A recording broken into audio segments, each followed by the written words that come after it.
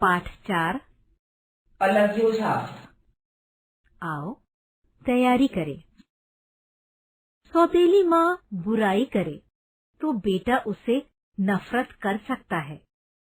बड़ा होकर सौतेली माँ को दुख दे सकता है, लेकिन रघु ने ऐसा नहीं किया। उसने माँ की देखभाल की। भाभी पति के भाई बहन से बुरा व्यवहार करे तो वे बच्चे बड़े होकर भाभी को परेशान कर सकते हैं, लेकिन केदार ने ऐसा नहीं किया। भोला के घर में 2 बार परेशानी आई, लेकिन रघु और केदार ने परिवार को संभाला।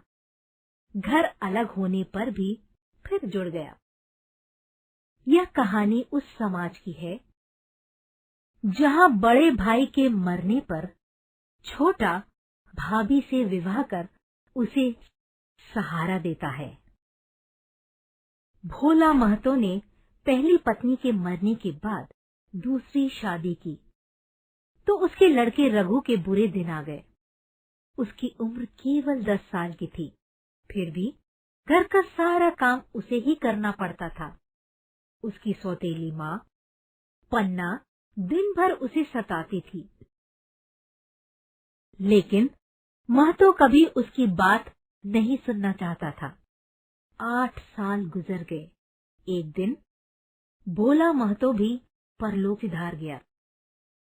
तब पन्ना के 3 बेटे थे, केदार, पुन्नू और लक्ष्मण।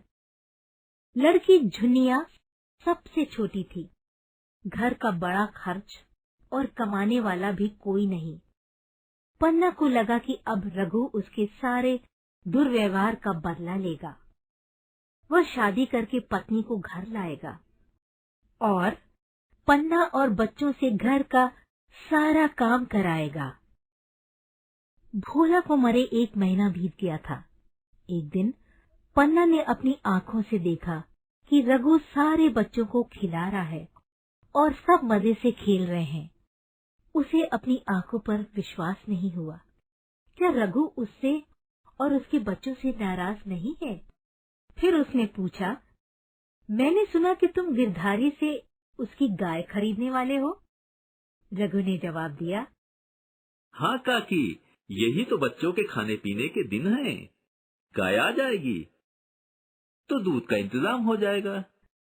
लेकिन पैसे कहाँ से आएंगे? इसकी चिंता मत करो काकी, मैं अपने सोने की चेन बेच दूंगा। पन्ना को अपने कानों पर विश्वास नहीं हुआ।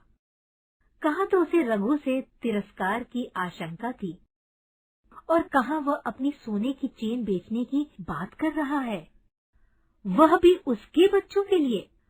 पन्ना को खुद अपने ऊपर क्रोध आया। कितना अच्छा है रघु, उसे क्यों सताया था उसने? 5 साल गुजर गए। रघु 23 साल का हो गया था। गांव में उसकी बड़ी इज्जत थी, फिर भी वो बिना पन्ना की अनुमति के कोई काम नहीं करता था। पन्ना के कहने पर उसने मुलिया से शादी तो कर ली, लेकिन अपनी पत्नी को घर नहीं लाया था। उसे डर था कि मुलिया घर में आएगी तो पन्ना और बच्चों से अच्छा व्यवहार नहीं करेगी। उसे मालूम था कि मुलिया के आने के बाद घर में कलह हो सकता है। उसने पन्ना से कहा, बुलाना चाहती हो तो बुला लो, मगर फिर यह न कहना कि बीवी का गुलाम हो गया। पन्ना के जोर देने पर तीसरे दिन मुलिया घर आ गई। मुलिया मायके से ही जली भुनी आई थी। मेरा पति छाती फाड़कर काम करे और पन्ना रानी बनकर बैठी रहे, ये मेरे लिए गवारा नहीं है। एक दिन उसने रघु से कहा, तुम्हें इस तरह गुलामी करनी हो तो करो, मुझसे नहीं होगा। रघु, फिर क्या करूं, तू ही बता। लड़के अभी छोटे हैं, काम करने लायक भी नहीं है। मुलिया, लड़के तुम्हारे थोड़े ही हैं। यही पन्ना थी जो तुम्हें दाने दाने को तरसाती थी। मैं सारी बातें सुन चुकी हूँ। इस लड़ाई का असर हुआ कि पन्ना की जगह अब रघु सारा पैसा मूलिया के हाथ में देने लगा। मूलिया घर बैठे आराम करने लगी और पन्ना को दिन भर खेत में काम करना पड़ता था। एक दिन शाम को पन्ना खेत से लौटी। अंधेरा हो गया था। दिन भर की भूखी थी। आशा थी कि बहू ने रोटी बनाकर रखी होगी, मगर देखा कि चूल्हा ठंडा पड़ा हुआ था और बच्चे भूख से तड़प रहे थे। मूलिया ने आहिस्ते से पूछा, आज अभी चूल्हा नहीं जला? केदार ने कहा, आज दोपहर को भी चूल्हा नहीं जला काकी, भाभी ने कुछ बनाया ही नहीं। पन्ना ने उसी वक्त चूल्हा जलाया और खाना बनाने बैठी। आटा गूंथती थी और रोती जाती थी। क्या नसीब है, दिन भर खेत में जली, घर आई तो चूल्हे के सामने जलना पड़ा। दशहरे का त्योहार आया। गांव के पास मेला लगा था। पन्ना भी लड़कों के साथ मेले में जाना चाहती थी। रघु ने मूलिया से कहा, लड़के मेले में जा रहे हैं, सबको 2-2 पैसे दे दो। मूलिया ने थ्योरियां चढ़ाकर कहा, घर में पैसे नहीं हैं। रघु, कहाँ चले गए? मैं भी तो सुनूं, क्या बच्चे मेला देखने नहीं जाएंगे? मूलिया, अपनी काकी से कहो पैसे निकाले, गाड़ कर क्या करेंगी? खाने पहनने को चाहिए, किताब कॉपी को भी चाहिए, ऊपर से मेला देखने को भी चाहिए। हमारी कमाई इसलिए नहीं है कि दूसरे खाएं। पन्ना बोली, रहने दो भैया, लड़के मेला देखने नहीं जाएंगे तो कुछ बिगड़ नहीं जाएगा। रघु ने झिड़क कर कहा, मेला देखने क्यों नहीं जाएंगे? सारा गांव जा रहा है। यह कहकर रघु ने पैसे निकाल कर दे दिए। फिर चाबी मूलिया को देने लगा तो उसने उसे आंगन में फेंक दिया और मुंह लपेट कर लेट गई। बच्चे मेला देखने नहीं गए। 2 दिन हो गए। मूलिया ने कुछ नहीं खाया। पन्ना भी भूखी रही। आखिर रघु ने परेशान होकर पूछा, कुछ तो मुंह से बोल, चाहती क्या है?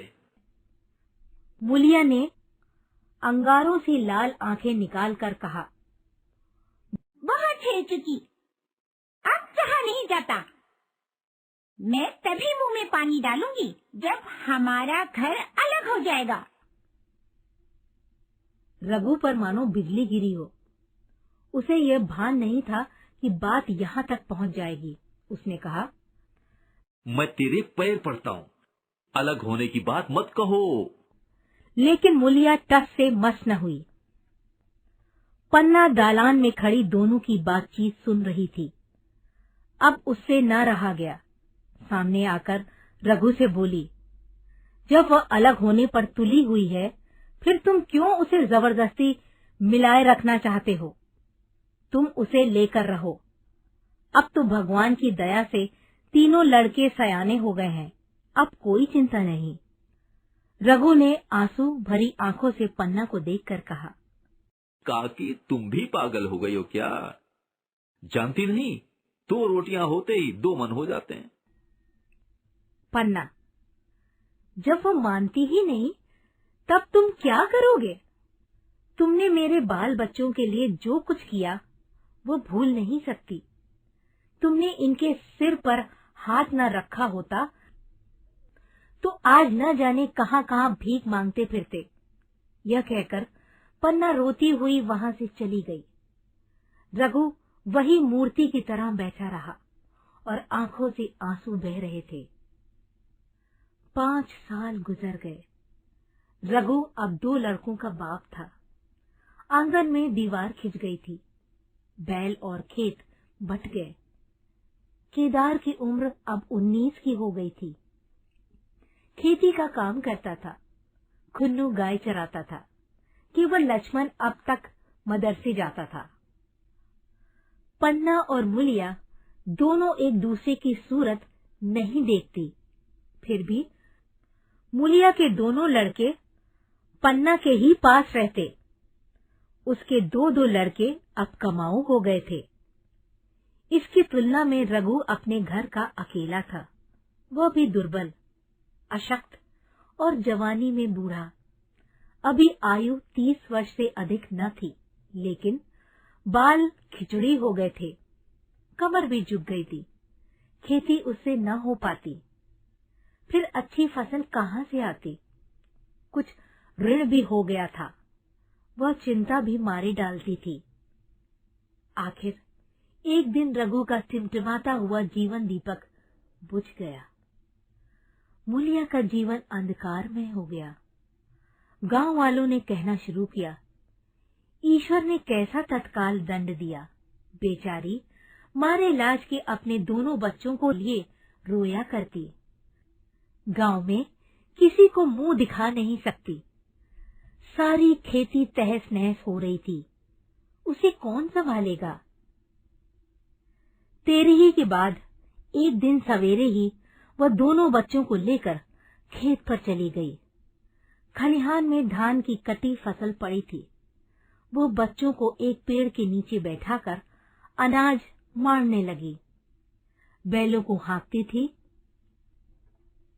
और रोती जाती। एकाएक छोटे बच्चे का रोना सुनकर उसने उधर देखा तो बड़ा लड़का उसे चुप करा रहा था। उसी समय पन्ना दौड़ी आई और छोटे बालक को गोद में उठाकर प्यार करती हुई बोली, लड़कों को मुझे क्यों नहीं दे आई बहू? हाय हाय, बेचारा धरती पर पड़ा लौट रहा है।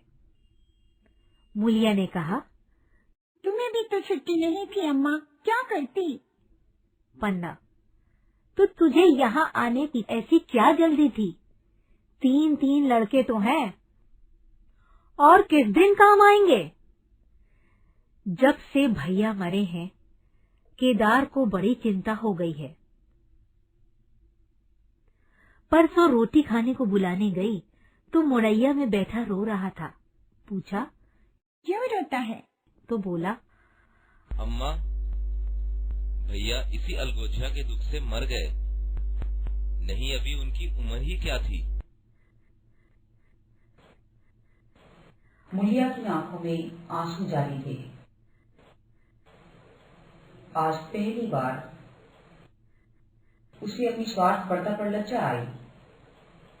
पहली बार आत्मा ने अलगोजे पर धिक्कारा। इस घटना को हुए 5 साल हो गए। पन्ना आज बूढ़ी हो गई है। केदार घर का मालिक है, मूलिया घर की मालकिन है। खुन्नू और लक्ष्मण के विवाह हो चुके हैं, मगर केदार अभी तक कुंवारा है। कहता है, मैं विवाह नहीं करूंगा। कई जगहों से बातचीत हुई, कई सगाइयां आई, पर उसने हामी न भरी। पन्ना केदार के मन की बात समझ गई। उसी दिन उसने मूलिया से कहा, केदार का घर भी बस जाता तो मैं निश्चिंत हो जाती। मूलिया, ये तो शादी करने को राजी ही नहीं है। पन्ना, कहता है ऐसी औरत मिले जो घर में मेल से रहे तो कर लो। मूलिया, ऐसी औरत कहाँ मिलेगी, कहीं ढूंढो। पन्ना, मैंने तो ढूंढ लिया है, न जाने वो मानेगी कि नहीं। मूलिया, मानेगी क्यों नहीं अम्मा? ऐसा सुंदर कमाऊ सुशील वर और कहाँ मिल सकता है? कहाँ रहती है? मैं जाकर उसे मना लाऊंगी। पन्ना, बता दूं, वो तू ही है। तेरे सिवा कोई और उसे भाती ही नहीं। डर के मारे कहता नहीं, पर उसके मन की बात मैं जानती हूँ। शोक से मुरझाया हुआ मूलिया का पीला चेहरा कमल की भांति खिल उठा। 10 वर्षों में जो कुछ खोया था, वह इसी एक क्षण में मानो ब्याज के साथ मिल गया।